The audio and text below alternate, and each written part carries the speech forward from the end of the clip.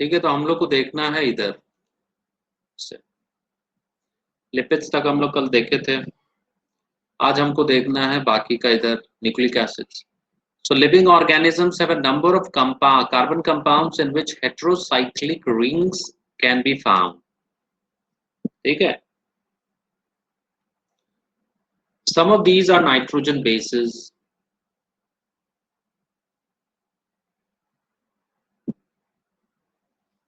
Adenine, guanine, cytosine, uracil and thymine. इसको हम लोग शॉर्ट फॉर्म में AG कट पढ़ते हैं, AG कट। Adenine, guanine, cytosine, uracil and thymine, तो याद रहता है हम लोग। ठीक है, so when found attached to a sugar they are called nucleosides. ठीक है, तब ये सब आपके क्या है, बेसेस हैं, तो हम इसको लिखेंगे बेस। और बेस में जब आप शुगर ऐड करते हो S, तो आपको बनता है न्यूक्लियोसाइड। ठीक है, न्यूक्लियोसाइड।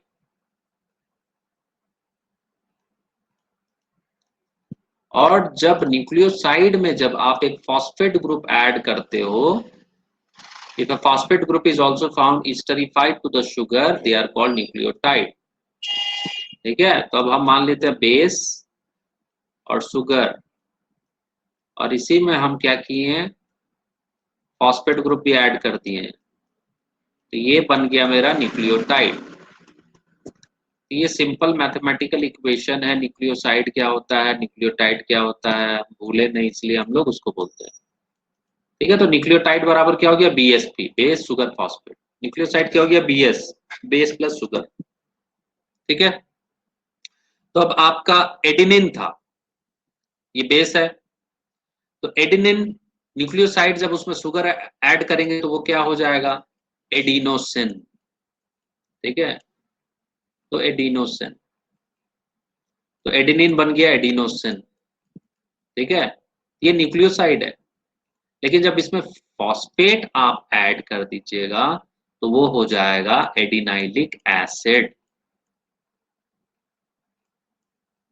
तो एडिनाइलेट, ये हो गया मेरा न्यूक्लियोटाइड। उसी तरह बाकी का नाम देख सकते हो आप, जब आप गुआनिन में आप शुगर ऐड करते हैं तो वो हो जाता है गुआनोसिन, और फिर उसमें फॉस्फेट ग्रुप ऐड करते हो तो गुआनिलिक एसिड हो जाता है।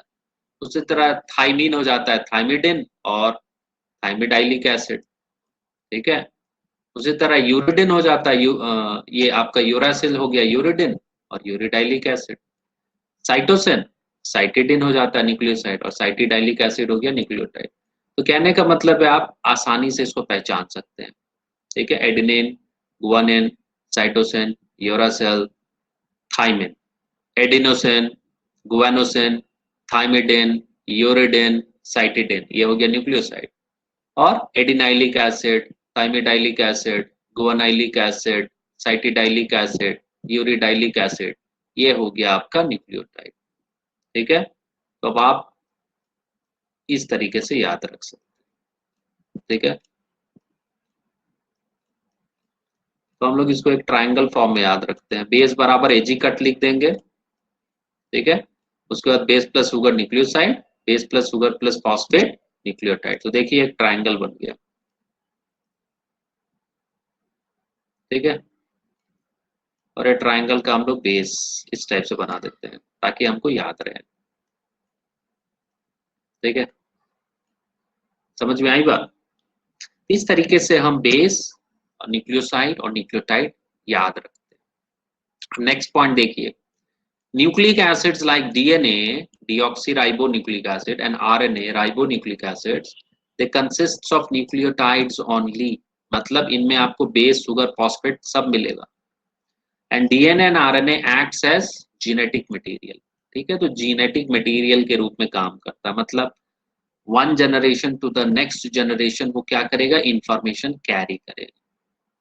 ठीक है, तो यहां से यहां तक आपको समझ में आया है, ये जो पॉइंट है आपका, बेस क्या है, न्यूक्लियोसाइड क्या है, न्यूक्लियोटाइड क्या है, कैसे हम लोग लिखते हैं उसको, न्यूक्लियोसाइड को, न्यूक्लियोटाइड को, समझ में आया? Hello hello, yes. ठीक है। तो अब आगे बढ़ते हैं। यहाँ पे अब आपको इसी चीज का डायग्राम आपको बताया जाएगा, सब चीज का डायग्राम दिया हुआ। जैसे अमीनो एसिड्स का हम लोग कल देखे थे, एक ग्लाइसिन है, यहाँ जो आर है side chain variable group that is equal to H glycine में। एलानाइन में क्या था मेरा, मिथाइल ग्रुप था। उसी तरह आपका सेरीन में क्या था, हाइड्रोक्सी मिथाइल था, ठीक है। उसी तरह अब यहाँ आइए शुगर कार्बोहाइड्रेट्स में देखिए तो ग्लूकोज का स्ट्रक्चर है ये C6H12O6। तो 1 2 3 4 5, ठीक है, और ये ऊपर 6, ठीक है। तो 1 2 3 4 5 6 और ये ऑक्सीजन, ठीक है। तो ये आपका स्ट्रक्चर है ग्लूकोज का। राइबोज का देखिए C5H10O5। तो 1 2 3 4 5, ठीक है। तो ये सब डायग्राम आपको, स्ट्रक्चर जो होंगे वो आपको लिख लिख कर याद रखने पड़ते हैं। उसी तरह ये फैटी एसिड, तो फैटी एसिड में ये पाल्मेटिक एसिड का दिया है। तो हम लोग बोले थे कि एक लॉन्ग आर चेन होता है और कार्बोक्सिलिक ग्रुप ऐड रहता है, ठीक है। यहाँ पे आप देख सकते हो ये कार्बोक्सिलिक ग्रुप हो गया और ये लॉन्ग आर चेन है जिसमें कि 15। तो टोटल नंबर ऑफ कार्बन कितना हो गया, 1 14 1 15 1 16। तो ये मिला के कार्बन 16 है इसमें पाल्मेटिक एसिड में, इंक्लूडिंग दी कार्बोक्सिल। उसी तरह ग्लिसरॉल आपको बताया गया था कि ट्राई हाइड्रोक्सी प्रोपेन है। तो देखिए पहले प्रोपेन लिखिए, उसके बाद आप तीनों पे हाइड्रोक्सिल ग्रुप डालिए और उसके बाद H को सेटिस्फाई कर दीजिए वैलेंसी। अब आए आपका ट्राइग्लिसराइड्स। तो मोनोग्लिसराइड्स, डाइग्लिसराइड, ट्राइग्लिसराइड्स आप देखे थे। यहाँ पे आपने क्या किया, ये जो आपका ग्लिसरॉल का जो ये स्केलेटन है CH2 CH CH2, यहाँ पे आपने ऑक्सीजन मतलब हाइड्रोक्सिल ग्रुप की जगह आपने क्या लगाया है, इस्टरीफाई कर दिया है उसको। तो देखिए आपने R1C00 लगाया है यहाँ पे R2C00, यहाँ पे R3C00। तो ये आपका ईस्टर ग्रुप होता है, ये ईस्टर ग्रुप होता है, ठीक है, आरकू, ठीक है। यहाँ 3 लगा है तो इसलिए ट्राइग्लिसराइड है। अब आइए ये फॉस्फोलाइपिड जिसमें एक एग्जांपल लेसिथिन आपका दिया है। तो आप यहाँ पे देख सकते हो ये R1CO लिखा हुआ है, ये R2CO लिखा हुआ है, ठीक है। अब ये जो R3CO है उसकी जगह पे एक कॉम्प्लेक्सिटी आपकी आ गई, ठीक है। तो यहाँ पे आप देखो PO4 आपको दिख रहा है, हाँ। तो यहाँ पे आप देख सकते हो HPO4 एडेड है यहाँ पे, फिर यहाँ CH2 है, फिर यहाँ पे और चेन है आपका, ठीक है। तो ये स्ट्रक्चर इंपॉर्टेंट है, इसको याद रखना पड़ता है लिख के, ठीक है। अब उसी तरह कोलेस्ट्रॉल का भी स्ट्रक्चर ये लोग पूछ देते हैं। तो आप यहाँ देखिए कितना रिंग है, 1 रिंग है, 2 रिंग है, ठीक है, 3 रिंग है, 4 रिंग है, ठीक है, और ये पूरा रिंग नहीं है, ठीक है। तो ये वाला भी आपसे पूछा जाता है, कोलेस्ट्रॉल का भी डायग्राम, इसको हम लोग लिख लेते हैं, याद रखते हैं, ठीक है। तो ये सब लेसिथिन पूछा जा सकता है, कोलेस्ट्रॉल पूछा जा सकता है। ये तो कल का था। आज का देखिए यहाँ पे अब आपका एडेनिन है जो बेस है आपका। तो हम आपको क्या बोले थे, AG कट, ठीक है, AG कट। यहाँ देखिए एडेनिन, ठीक है, उसमें से ये एडेनिन है, ये देखिए प्यूरिन है, ये डबल 2 रिंग फ्यूज्ड है यहाँ पे, ठीक है। तो एडेनिन और गुआनिन में क्या है, ये these are purines, these are purines.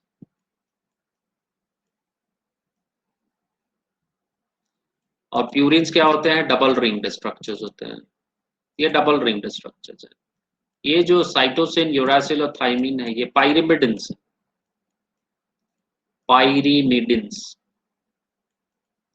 These are single ringed structures. यहाँ पे अब आप देखिए यूरासिल दिया हुआ है, ये सिंगल रिंग्ड स्ट्रक्चर है, ठीक है। तो ये हो गया नाइट्रोजन बेस। अब इसमें आपने क्या किया, शुगर ऐड किया, ये बेस है, ये शुगर है। तो जब बेस और शुगर ऐड होता है तो आपका क्या बन जाता है, न्यूक्लियोसाइड। देखिए ये न्यूक्लियोसाइड है आपका, ये आपका एडेनिन था, ये यूरासिल था, आपने इसमें शुगर का स्ट्रक्चर ऐड कर दिया तो ये क्या बन गया, एडिनोसिन। यूरासिल में एक शुगर ऐड कर दिया, क्या बन गया, यूरिडिन। अब इसी में आप क्या ऐड कर रहे हैं, फॉस्फेट ग्रुप ऐड कर रहे हैं। देखिए यहाँ फॉस्फेट ऐड किए, ये एडिनिन, ये शुगर और ये फॉस्फेट, ये क्या बन गया, एडिनाइलिक एसिड। तो दिस इज न्यूक्लियोटाइड। तो ये स्ट्रक्चर आपको दिखा रहा है कि कैसे एडेनिन है, कैसे शुगर ऐड किए तो एडिनोसिन हुआ, फिर फॉस्फेट ऐड किए तो वो एडिनाइलिक न्यूक्लियोटाइड बन गया। ठीक है, समझ में आ रही है बात। हाँ, तो यहाँ पे अभी बेसिकली आपको यही समझना है कि बेस में शुगर ऐड कीजिएगा तो न्यूक्लियोसाइड बनता है, फॉस्फेट ऐड कीजिएगा तो न्यूक्लियोटाइड बनता है। बाकी ये जो पांचों है, पांचों का स्ट्रक्चर याद रखना पड़ता है। समझ में आ रही है बात। हाँ, एक स्ट्रक्चर यहाँ दो का दिया हुआ है, ये दिया हुआ है, एडेनिन दिया हुआ है और यूरासिल दिया हुआ है। समझ में आई बात कि नहीं आई। Hello, yes. ठीक है। तो कहने का मतलब है कि आ, इस तरीके से हम इसको याद रखते हैं। समझ में आई बात।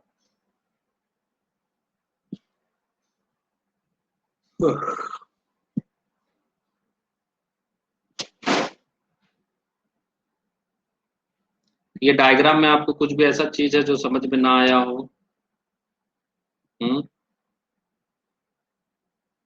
ठीक है, अब यहाँ पे एक जनरल स्ट्रक्चर हम आपको बता देते हैं कि किस तरीके से ये प्यूरिन और पाइरिमिडिन काम करता है। ठीक है, तो आप एक जनरल स्ट्रक्चर जो है वो हम लोगों को पता होना चाहिए। ठीक है, तो ये हम लोग हेक्सागोनल बना दिए और इधर भी हमने क्या किया, 1 2 3 4 5 बनाया, कितना है, 1 2 3। ठीक है, 1 2 3। ठीक है, तो ऐसे बन गए। अब यहाँ पे आपका एन रहेगा, देखिए एन है यहाँ पे, यहाँ पे सी एच रहेगा। ठीक है, यहाँ पे भी NH रहेगा, देखिए यहाँ पे NH है। ठीक है, ये डबल बॉन्ड हो जाएगा, देखिए यहाँ डबल बॉन्ड है। ठीक है, उसके बाद इस पर्टिकुलर पॉइंट पे आपका N है तो यहाँ पे हम N डाल देंगे। ठीक है, यहाँ से हम नंबरिंग चालू कर रहे हैं 1। यहाँ पे आपका CH है तो लिखने का दरकार नहीं है। ठीक है, फिर यहाँ पे आपका डबल बॉन्ड N। तो जहाँ पे भी हेट्रोसाइक्लिक का मतलब क्या है, आपका कार्बन के अलावा, कार्बन हाइड्रोजन के अलावा कोई दूसरा एलिमेंट भी, जैसे यहाँ नाइट्रोजन मौजूद है। ठीक है, ये हो गया C, लिखने का दरकार नहीं है। यहाँ पे भी डबल बॉन्ड है, ये हो गया C, ये हो गया CH यहाँ पे। ठीक है, और ये डबल बॉन्ड। ठीक है, इस तरीके से हम लोग इसको नंबरिंग करते हैं। 1 हो गया, ये हो गया 2, ये हो गया 3, ये 4, ये 5 नंबर हो गया, ये 6 हो गया। तो ऐसे हम लोग नाइट्रोजन से स्टार्ट किया, पूरा रिंग को गए एंटी क्लॉकवाइज। उसके बाद हम यहाँ से स्टार्ट करेंगे 7 8 और ये हो गया 9। ठीक है, तो इस तरीके से हम लोग नेमिंग देते हैं। ये मेरा देखिए प्यूरिन का स्केलेटल फ्रेमवर्क है ये। ठीक है, यही स्केलेटल फ्रेमवर्क यहाँ पे भी समझाया है, आप देख सकते हो, ये वाला में भी वही चीज समझाया है। ठीक है, पाइरिमिडिन का भी स्ट्रक्चर जो है उसको हम लिख सकते हैं, ऐसे लिखेंगे, ऐसे ऐसे। ठीक है, ऐसे ऐसे। तो ये 6 बन रहा है ना, तो 6 बना लेंगे। ठीक है, अब यहाँ पे N है तो N। ठीक है, ये CH, ये भी N। ठीक है, तो ये डबल बॉन्ड हो जाएगा, ये CH, ये CH, ये CH, ये डबल बॉन्ड, ये भी डबल बॉन्ड। अब नंबरिंग करेंगे, ये N से स्टार्ट करते हैं 1 ये 2, ये 3, ये 4, ये 5, ये 6। ये मेरा पाइरिमिडिन का स्केलेटल फ्रेमवर्क हो गया। अब उसी में कुछ कुछ चेंजेस रहता है और आपका 3 तरह के पाइरिमिडिन जो हैं वो आपके बनते हैं। ठीक है, इसी फ्रेमवर्क में आप चेंज कर सकते हैं। जैसे कि यहाँ पे आप देखिए यूरासिल में आप देख लो, यहाँ पे H की जगह क्या है, यहाँ पे आपका NH हो जाएगा, ये डबल बॉन्ड हट जाएगा और ये डबल बॉन्ड O हो जाएगा। ठीक है, तो यहाँ पे आप देख सकते हैं यहाँ डबल बॉन्ड O। ठीक है, साइटोसिन में क्या होता है, यहाँ पे आपका NH2 लग जाता है इस जगह पे। ठीक है, समझ में आई बात? तो यहाँ पे आप याद रखिए, हम कार्बन नंबर 4 की बात कर रहे हैं। ठीक है, एट कार्बन नंबर 4 हम डिफ्रेंशिएट करते हैं। कार्बन नंबर 4, कार्बन नंबर 4 पे जो लगता है यूरासिल में आप देखिए क्या लगा है, ये देखिए C डबल बॉन्ड O। ठीक है, ये लगा हुआ है। ठीक है, साइटोसिन में कार्बन नंबर 4 पे आपका क्या लगा होता है, एमिनो ग्रुप। ठीक है, तो आप डिफ्रेंशिएट कर लिए दोनों को, यूरासिल और इसको। ठीक है, लेकिन थाइमीन के साथ गड़बड़ हो जाता है। थाइमीन जो है कार्बन नंबर 4 पे वो COE है। ठीक है, तो अब इसमें और यूरासिल में आपको कंफ्यूजन होगा। ठीक है, लेकिन आपको वहां पे अंदाजा और क्या मिलता है, कार्बन नंबर 5 पे थाइमिन में आपका कार्बन नंबर 5 पे एक मिथाइल ग्रुप लगा हुआ होता है। तो ये डिफरेंशिएट कर देगा आपको तीनों। तो सबसे पहले आप CO और NH2 से डिफरेंशिएट कीजिए, तो आपका साइटोसिन निकल गया। अब फिर CO कार्बन 4 पे देखिए तो उसमें थाइमिन है। अब थाइमिन पे आपका 5th कार्बन पे, मतलब ये वाला कार्बन पे H की जगह CH3 लगा रहेगा। ठीक है, तो इस तरीके से हम क्या हो गया, हम ये तीनों को डिफरेंशिएट कर सकते हैं, साइटोसिन, यूरासिल और थाइमिन। ठीक है, अब बच गया आपका एडिनिन। तो एडिनिन तो आप देख ही रहे हो यहाँ पे। हाँ, जो गुआनिन होता है उसमें क्या होता है, ये वाला जो पोजीशन है आपका carbon number 2।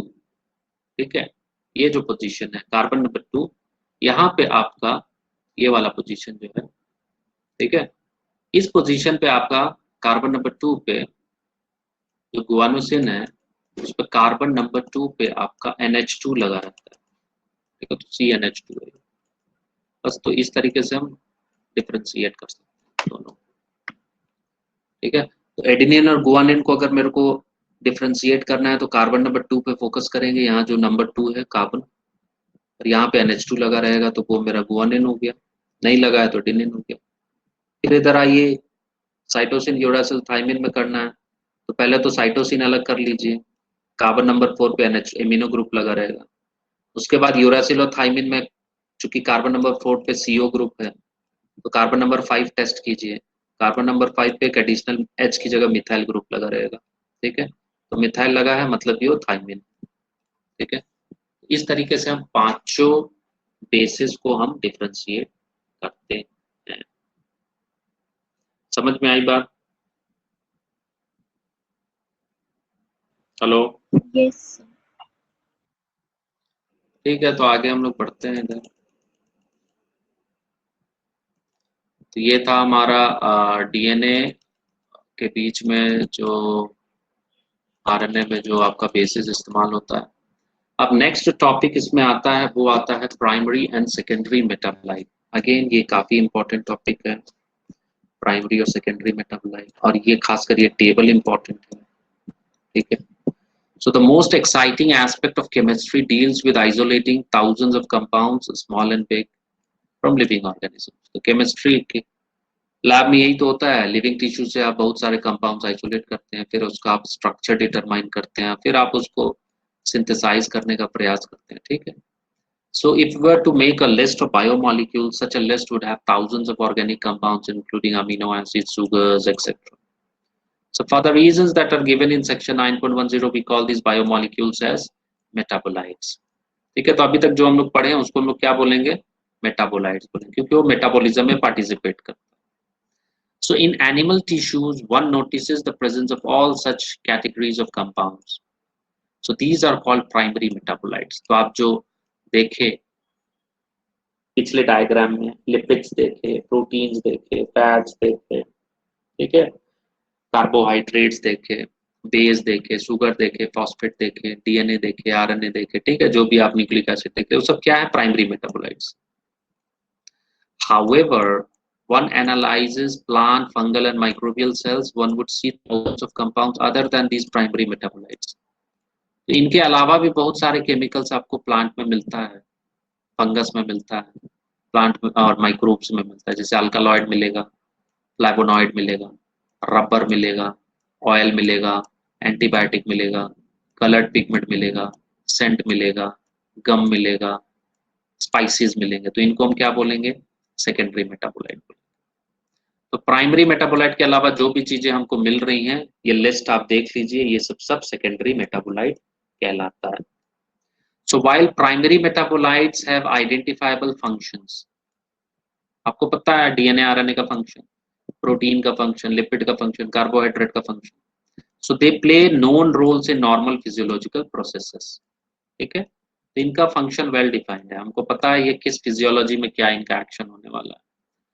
But we do not know at the moment the role and functions of all the secondary metabolites in host organism. ठीक है, तो सेकेंडरी मेटाबोलाइट का फंक्शन हम लोगों को नहीं मालूम है, लेकिन कुछ का हम लोग डिड्यूस कर चुके हैं. But many of them are useful to human welfare, जैसे रबर हो गया, ड्रग हो गया, ये जो मसाला है, स्पाइसेस, सेंट्स जो परफ्यूम से आप इस्तेमाल करते हो, पिगमेंट जो आप इस्तेमाल करते हो. Some secondary metabolites of ecological importance, तो ये आप बाद में पढ़िएगा. अब ये जो लिस्ट है टेबल में, ये इंपॉर्टेंट है, आप देखिए पिगमेंट के रूप में जो सेकेंडरी मेटाबोलाइट है वो कौन कौन से होते हैं. तो देखिए प्लांट में आपको कैरोटीनॉइड्स मिलता था, हाँ, फोटोसिंथेटिक एक्सेसरी पिगमेंट. वैक्यूल्स में आपको एंथोसियानिन मिल रहा है जो कलर दे रहा है. उसी तरह अल्कालॉइड देखिए, अल्कालॉइड में आप मॉर्फिन हो गया, कोडीन हो गया, ठीक है. सो दीज आर ड्रग के रूप में इस्तेमाल होता है. टर्पिनॉइड्स देखिए, इसमें मोनोटर्पिन, डाइटर्पिन, ट्राइटर्पिन, ये सब हो गए. उसी तरह इसेंशियल ऑयल में आपका लेमन ग्रास ऑयल हो गया. टॉक्सिन के रूप में आप देखिए तो एब्रिन और रिसिन हो गया. लेक्टिन के रूप में देखिए तो कॉनकानावेलिन हो गया. ड्रग के रूप में इस्तेमाल करता है विनब्लास्टिन और कुरकुमिन. ये कुरकुमिन कहाँ आता है, हल्दी में पाया जाता है, ठीक है. उसी तरह पॉलीमेरिक सब्सटेंसेस में आप देखिए तो रबर पॉलीमराइजेशन प्रोडक्ट है, गम पॉलीमराइज्ड प्रोडक्ट है, सेल्यूलोज पॉलीमराइज्ड प्रोडक्ट, ठीक है. तो ये जो है तीन तो जो टिक मारे हैं ना, ये बहुत पूछता है ये चारों, ठीक है. लेक्टिन का एग्जांपल पूछेगा क्या होता है, तो कॉनकानावेलिन है. विनब्लास्टिन कुरकुमिन क्या है, तो ड्रग है. दो टॉक्सिन का नाम बताइए, तो एब्रिन एंड रिसिन. दो पॉलीमेरिक सब्सटेंस का नाम बताइए, तो रबर और सेल्यूलोज. दो अल्कालॉइड का नाम बताइए, तो मॉर्फिन और कोडीन. पिगमेंट बताइए, कैरोटीनॉइड, एंथोसियानिन, ठीक है. इसेंशियल ऑयल का नाम बताइए, लेमन ग्रास ऑयल. कहने का मतलब ये जो टिक है ये सब क्वेश्चन में पूछे गए, जैसे ड्रग पूछा गया है, लेक्टिन भी पूछा गया है, टॉक्सिन भी पूछा गया है, अल्कालॉइड भी पूछा गया है, पूछा कुछ भी जा सकता है, ठीक है. तो ये आपका सेकेंडरी मेटाबोलाइट है. सेकेंडरी मेटाबोलाइट का मतलब प्राइमरी मेटाबोलाइट के अलावा प्लांट्स, फंगस, माइक्रोबियल सेल में जो प्रोडक्ट मिलता है, जैसे कि alkaloid, pigment, terpenoid, essential oil, rubber, toxin, lectin, drug, polymeric substances, antibiotic, scents, perfumes, spices, ये सब सेकेंडरी मेटाबोलाइट है, जिनका फंक्शन कुछ डिड्यूस हुआ है, कुछ डिड्यूस नहीं हुआ. जैसे यहाँ पे आप देखिए इन सब का तो हम देख रहे हैं. उसी तरह यहाँ पे ये सेंटेंस ये भी लिखा है कि some secondary metabolites have ecological importance, ecological value भी है इनका, ठीक है. तो इस तरीके से हम प्राइमरी मेटाबोलाइट और सेकेंडरी मेटाबोलाइट को डिफरेंशिएट करते हैं, क्योंकि प्राइमरी मेटाबोलाइट का फंक्शन आपको पता है लिपिड का क्या काम है, प्रोटीन का क्या काम, कार्बोहाइड्रेट का क्या काम है, शुगर का क्या काम है, फॉस्फेट का क्या काम है, ठीक है, न्यूक्लिक एसिड्स का क्या काम है। बट सेकेंडरी मेटाबोलाइट एज पर ह्यूमन यूज और वेलफेयर के आधार पे हम उसको डिफाइन करते हैं, जैसे यहाँ पे आपको टेबल 9.3 में दिखाया है। समझ में आई बात? हेलो? Yes, sir. ठीक है, तो ये है आपका प्राइमरी और सेकेंडरी मेटाबोलाइट। पिछले 2 सालों से इस टॉपिक से क्वेश्चन तो पूछा ही जा रहा है। हाँ, देखते हैं इस साल पूछता है कि नहीं पूछता है। तो नेक्स्ट चलते हैं बायो मैक्रो मॉलिक्यूल्स। बायो का मतलब बायोलॉजिकल, मैक्रो का मतलब बड़ा, मॉलिक्यूल का मतलब मॉलिक्यूल, ठीक है, मतलब ये बड़े मॉलिक्यूल्स, ठीक है। So there is one feature common to all compounds found in the acid soluble pool. तो आप देखे थे, ये हम आपको बताए थे, जब आपने इसको स्ट्रेन किया मसलिन या फिर ये जो कॉटन क्लॉथ में, तो कुछ पार्ट नीचे चला गया, एसिड सोल्यूबल फ्रैक्शन था ये, और कुछ रिटेन रह गया, ठीक है, तो दैट वाज एसिड इनसॉल्यूबल।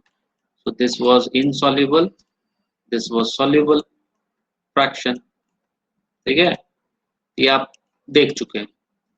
सो जो एसिड सोल्यूबल फ्रैक्शन है, वहां मॉलिक्यूलर वेट जो आपको मिल रहा था कंपाउंड्स का, वो 18 टू अराउंड 800 डाल्टन का मिल रहा था, ठीक है। तो 1800 से 800 डाल्टन वाले जो कंपाउंड्स थे वो आप यहां से पाए एनालिसिस में, ठीक है। The acid insoluble fraction has only has only 4 types of organic compounds like proteins, nucleic acids, polysaccharides and lipids, ठीक है।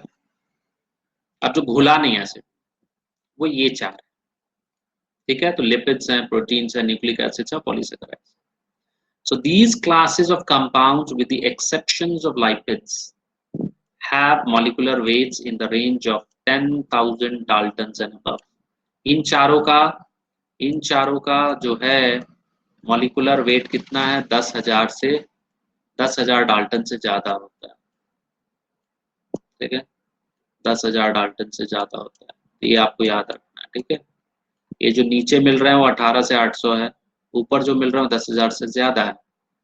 For this very reason, biomolecules, that is chemical compounds found in living tissues, are of 2 types. One, which have molecular weight less than 1,000 Dalton, and they are usually referred to as micromolecules or simply biomolecules, while those which are found in acid-soluble fraction, which are called macromolecules or biomacromolecules. तो जो यहाँ मिलेगा उसको हम क्या बोलेंगे, biomolecules, ठीक है, क्योंकि इनका छोटा है, ये लेस देन 1000 डाल्टन है, ठीक है, तो लेस देन 1000 डाल्टन वाले को हम क्या बोलेंगे, बायोमोलिक्यूल्स, और जो ऊपर आ रहे हैं उनको हम लोग बोलेंगे मैक्रोमोलिक्यूल्स। तो बायोलॉजिकल ये में एनालिसिस कर रहे हैं तो बायो सब जोड़ देते हैं, तो मैक्रोमोलिक्यूल्स, ठीक है, और नीचे हो गया आपका माइक्रोमोलिक्यूल्स या बायोमोलिक्यूल्स, जो भी आपको बोलना बोल सकते हैं, ठीक है। तो ये जो कैटेगराइजेशन है किस आधार पे है, वेट के आधार पे है। तो जो एसिड सोल्यूबल फ्रैक्शन है उसका 1800 से 800 के बीच में, मतलब 1000 डाल्टन से कम है, और जो रिटेंटी है एसिड इनसोल्यूबल फ्रैक्शन है, उसमें बड़े मॉलिक्यूल मिलेंगे जिनका मास ज्यादा है, ठीक है। अब यहाँ पे एक और चीज बताया गया, यहाँ पे आप ऊपर में आपको जो एसिड इनसोल्यूबल फ्रैक्शन है उसमें आपको प्रोटीन बोला जा रहा है, न्यूक्लिक एसिड बोला जा रहा है, पॉलीसेकेराइड बोला जा रहा है, लिपिड बोला जा रहा है, ठीक है, लिपिड भी बोला जा रहा है, ठीक है, lipid. So the molecules in the insoluble fraction with the exception of lipids are polymeric substances. ये जो है प्रोटीन्स, न्यूक्लिक एसिड्स, पॉलीसेकेराइड्स, ये सब क्या है, दे आर पॉलीमर्स। तो ये पॉलीमेरिक सब्सटेंसेस, मतलब इनका मोनोमर होगा, जैसे प्रोटीन का मोनोमर अमाइनो एसिड्स होता है, ठीक है। तो उस तरीके से आप यहाँ न्यूक्लिक एसिड्स में आप देखें न्यूक्लियोटाइड है उसका मोनोमर, पॉलीसेकेराइड्स में क्या है, सैकराइड्स, सैकराइड सुगर्स, ठीक है। So then why do lipids whose molecular weight do not exceed 800 Dalton come under acid insoluble fraction, that is macromolecular fraction? अब ये जो लिपिड्स हैं इनका वेट 1000 डाल्टन से कम होता है, ठीक है। इनका जो वेट है इट इज लेस देन 800, यहाँ पे दिया है डू नॉट एक्सीड 800, ठीक है, तो 1000 डाल्टन मान के चलते हैं।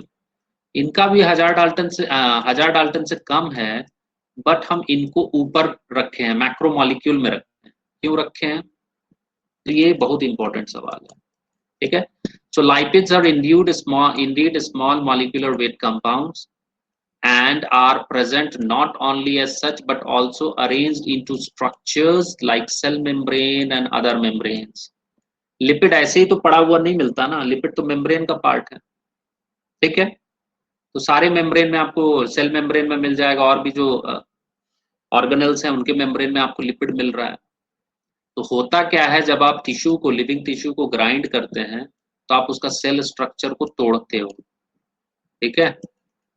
तो cell membrane and other membranes, they are also broken down into pieces and they form vesicles which are not water soluble, ठीक है। तो चूंकि ये लिपिड्स जो हैं वो मेम्ब्रेन का पार्ट हैं, सेल मेम्ब्रेन हो गया, ऑर्गेनल मेम्ब्रेन का पार्ट हो गया, तो जब आप इनको, लिविंग टिश्यू को ग्राइंड करते हो तो सेल स्ट्रक्चर टूट जाता है। तो ये जो सेल मेम्ब्रेन और दूसरे जो मेम्ब्रेन्स है जिसमें लिपिड घुसा हुआ है वो टूटेगा, लेकिन वो वाटर में घुलेगा नहीं, वो विसाइकल बन जाएगा, ठीक है। So therefore these membrane fragments in the form of vesicles get separated along with the acid insoluble pool, ठीक है। तो वो ऊपर ही रहेगा, वो नीचे आएगा ही नहीं, क्योंकि तो घुला ही नहीं। तो लिपिड आपको कहाँ मिलेगा, ऊपर मिलेगा, ठीक है, क्योंकि घुल नहीं पाया, ठीक है। तो दो देयर डाल्टन, मतलब molecular weight is less than 1000 dalton, but still they are part of biomacromolecules. Why, because of this reason, ठीक है। So hence in the macromolecular fraction lipids are found, but we can say that lipids are not strictly macromolecules, लेकिन वो macromolecules है नहीं। क्यों नहीं है, क्योंकि उनका 10,000 डाल्टन से कम है मॉलिक्यूलर वेट, लेकिन फिर भी हम उनको मैक्रोमोलिकुलर फ्रैक्शन में उसको हम लोग पाते हैं जब हम केमिकल एनालिसिस कर रहे हैं। समझ में आया बात, लिपिड का चक्कर क्या है। Hello hello, okay. So the acid soluble pool represents roughly the cytoplasmic composition, ठीक है। ये जो नीचे में आपका आ रहा है एसिड सोल्यूबल पूल, ये आपका साइटोप्लाज्म में जो चीज मिलता है वो चीज छन जाता है, ठीक है, छोटे छोटे चीज, ठीक है।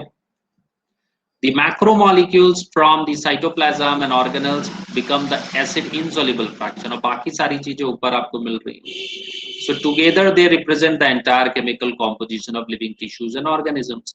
So in summary, if we represent the chemical composition of living tissue from abundance point of view and arrange them class wise, we observe that water is the most abundant chemical in the living organism, ठीक है। तो water जो है वो most abundant. अब यहाँ पे आप देख सकते हो टेबल 9.4 में, देखिए सेल मास का परसेंट आपको बताना है। तो वाटर कितना है, 70 to 90% वाटर। प्रोटीन कितना है, 10 से 15%। उसके बाद न्यूक्लिक एसिड है 5 से 7%। उसके बाद कार्बोहाइड्रेट है 3%। उसके बाद लिपिड है 2%, और फाइनली 1% आयन। ये ऑर्डर में आपको याद रखना पड़ेगा, सबसे ज्यादा आपका वाटर है, ठीक है। उसके बाद प्रोटीन, ये ऑर्डर लिख लीजिए वहां पे, क्योंकि ऑर्डर ही पूछेगा, परसेंटेज तो बहुत कम पूछता है, ये लोग ऑर्डर पूछ देते हैं, ठीक है। प्रोटीन के बाद न्यूक्लिक एसिड्स, न्यूक्लिक एसिड्स के बाद कार्बोहाइड्रेट्स, ठीक है, कार्ब्स हम लिख देते हैं। उसके बाद लाइपिड्स, उसके बाद आयंस, ठीक है। ये हो गया मेरा order of average composition of cells. मतलब सेल्स में सबसे ज्यादा वाटर है, फिर प्रोटीन है, फिर न्यूक्लिक एसिड है, फिर कार्बोहाइड्रेट है, फिर लिपिड्स है, फिर फाइनली आयंस। अगर इसका परसेंटेज भी आपको याद होना चाहिए तो ये 70 से 90 है, ये 10 से 15 है, ये 5 से 7 है, ये 3% है, ये 2% है, ये 1%। ठीक है, तो इस तरीके से क्वेश्चन यहाँ टेबल से भी बन सकता है। समझ में आई बात? Hello, Yes. ठीक है। तो अब हम लोग नेक्स्ट जो मैक्रोमोलिक्यूल है वो है प्रोटीन्स। प्रोटीन्स, सो प्रोटीन्स आपको पहले बोला गया दे आर पॉलीमेरिक सब्सटेंसेस, मतलब पॉलीमर है। so these are polymers of peptides, polypeptides, so these are polypeptides, they are linear chains of amino acids which are linked by peptide bonds। ठीक है, so each protein is a polymer of amino acids। इसका polymer है ये amino acids का, मतलब monomer क्या हुआ, amino acids. अब अमीनो एसिड्स आपने देखा था 20 तरह के अमीनो एसिड्स होता है जो कि प्रोटीन में पाया जाता है, वो सारा चीज आपने पढ़ा था, alanine, cysteine, proline, tryptophan, lysine. ठीक है, वो सब लिस्ट आप कल देख चुके हैं। So protein is a heteropolymer. Hetero का मतलब अलग अलग, मिक्सचर है। होमो का मतलब सेम ही चीज, सेम मोनोमर रहेगा तो उसको होमोपॉलीमर बोलेंगे। इफ मोनोमर्स इज सेम, अगर मोनोमर जो है वो अलग अलग टाइप के हैं तो heteropolymer. So homopolymer has only one type of monomer repeating n times. ठीक है, तो ये होमोपॉलीमर हुआ। This information about the amino acid content is important as later in your nutrition lessons you will learn that certain amino acids are essential for health and they have to be supplied through the diet। ठीक है, hence dietary proteins are source of essential amino acids। ठीक है, तो जो हमको supply करना है diet से, क्योंकि हमारे हेल्थ के लिए इंपॉर्टेंट है, तो वैसे अमीनो एसिड्स को हम क्या बोलेंगे, इसेंशियल अमीनो एसिड्स। क्यों? क्योंकि हमको उसका दरकार है। तो इस तरीके से हम अमीनो एसिड्स को दो भाग में बांट सकते हैं, एक इसेंशियल जो हमारे हेल्थ के लिए जरूरी है और दूसरा नॉन इसेंशियल। ठीक है, so the latter are those which our body can make while we get essential amino acids through diet और फूड। तो अब यहाँ पे थोड़ा सा कंफ्यूजन आपको होता है, इसेंशियल का मतलब क्या है। इसेंशियल का मतलब है कि हमारा बॉडी उसको नहीं बनाता, हमको बाहर से लेना है, चाहे वो एनिमल से लें, प्लांट से लें। और नॉन इसेंशियल का मतलब क्या है कि हमारा बॉडी उसको बना सकता है। ठीक है, तो इसेंशियल और नॉन इसेंशियल का डिफरेंस यही है। नॉन इसेंशियल का मतलब है कि our body can make these. ठीक है, our body can make these, तो बॉडी मेक्स, बॉडी इसको बना सकता है। इसेंशियल बॉडी नहीं बना सकता है, इसीलिए इसको हम बाहर से खाना पड़ेगा। जैसे अंडा वंडा आप लेते हो, ठीक है, बॉडी इसको नहीं बना पाएगा। ठीक है, ये अमीनो एसिड्स का बात है। ए, समझ में आई बात? अब यहाँ पे बहुत सारे फंक्शंस हैं प्रोटीन्स के, so they carry out many functions in living organisms.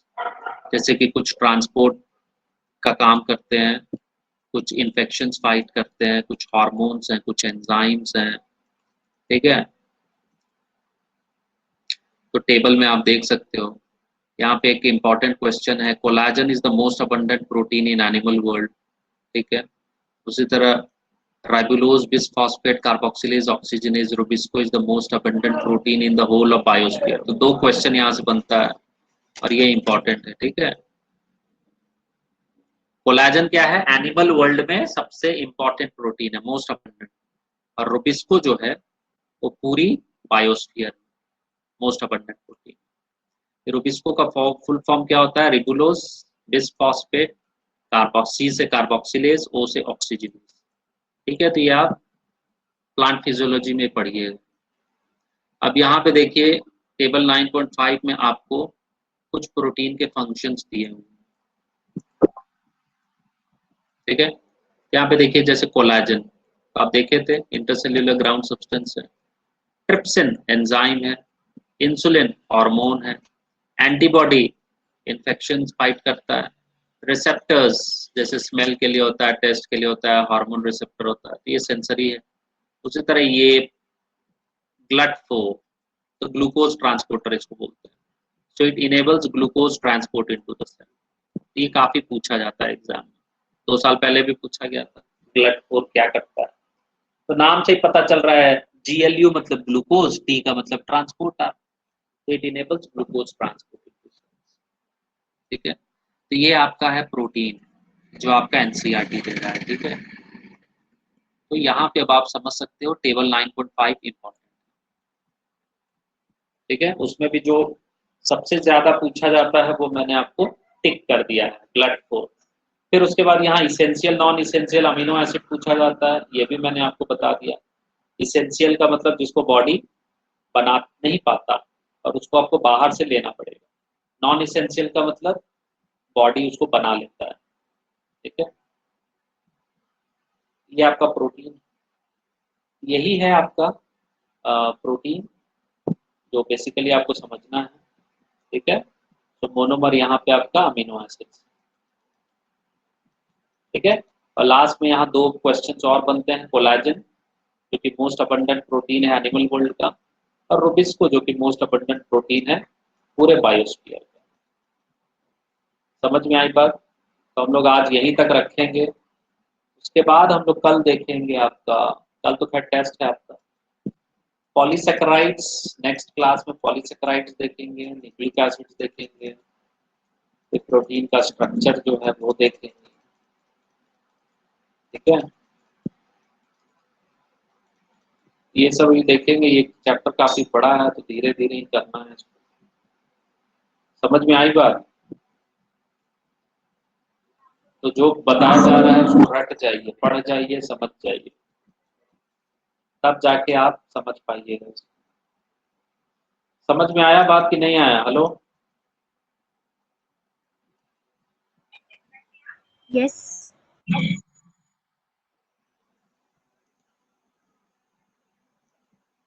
हाँ तो यही है